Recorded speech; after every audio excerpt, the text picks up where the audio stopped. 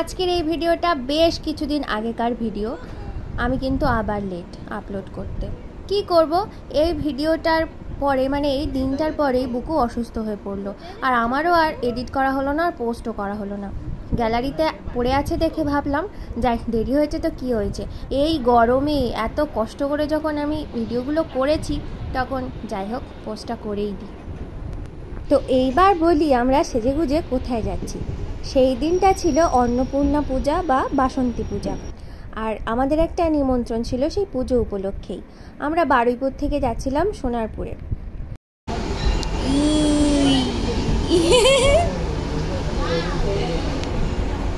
পুজোটা বুকুর পাপার একজন কলিগ অতনু স্যার, ওনার বাড়ির পূজা ছিল।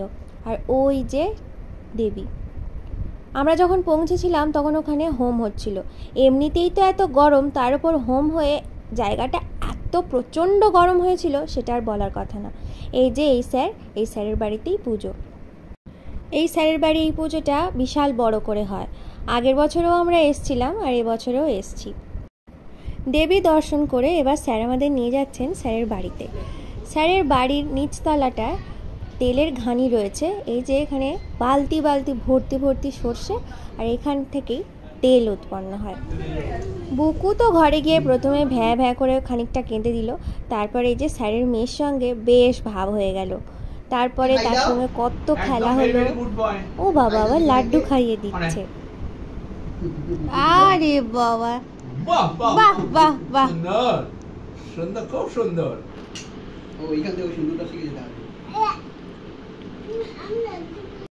লাড্ডু তো খেলোই না, লাড্ডু চটকে মিহিদানা হয়ে গেল।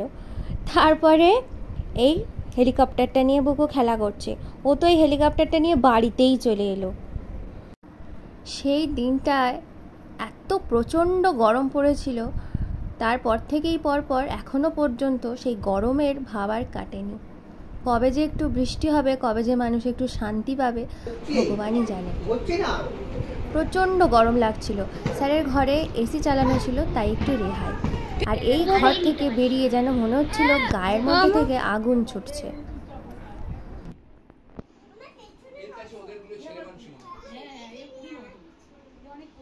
শুধু খেলাধুলা করে আর এসিতে ঠান্ডায় বসে থাকলে হবে? খাওয়া দাওয়া করে বাড়িতেও তো ফিরতে হবে নাকি?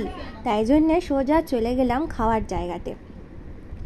পোলাও, এঁচোড়ের তরকারি, আলুর দম, চাটনি, বোঁদে, পাঁপড়, মিষ্টি, পেট ভরে এই সমস্ত খেয়ে ছবিটাই তুলতে ভুলে গেছিলাম। লোকের খাওয়াটাই তাই তুলে নিলাম। আমার কিচ্ছু হবে না সত্যি।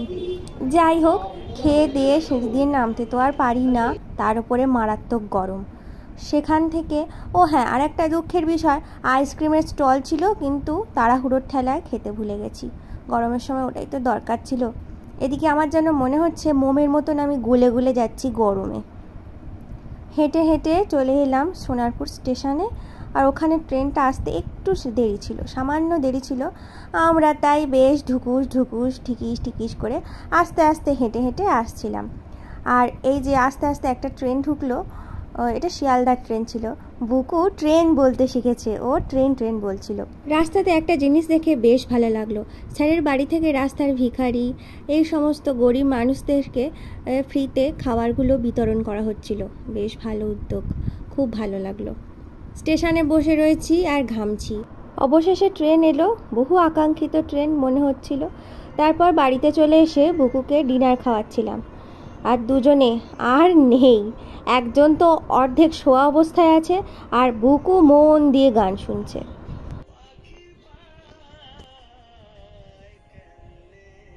এই যে ঢং।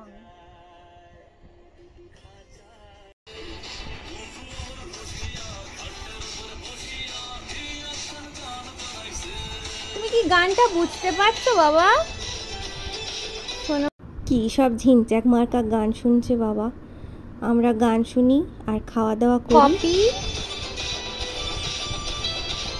তোমার মুখটা যদি একটু খোলা হতো আর চোখটা যদি একটু বড় বড় হতো, তাহলে তুমি পুরো বুকু।